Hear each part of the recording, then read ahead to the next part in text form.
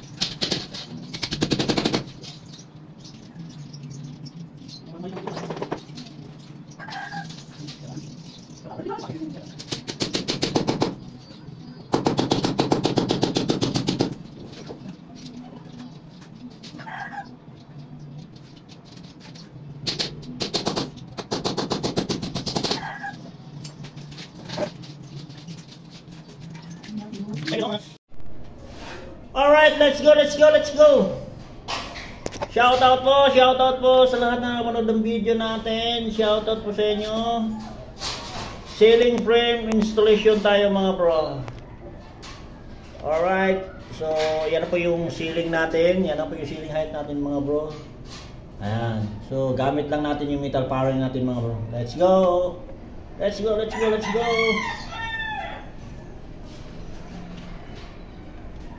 Yan, ganyan lang kasimple yung ceiling natin mga bro.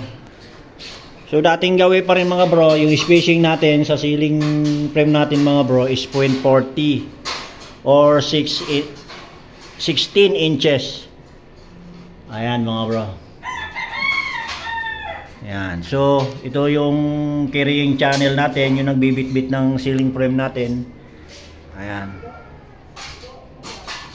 Alright mga bro, so yan na po yung height nya. So ayaw na kasi ng client natin mga bro na magdagdag pa tayo ng hollow block diyan.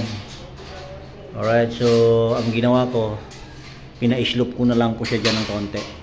Alright mga bro, so dati ang slope nya papunta rito, ngayon ang slope nya papunta doon.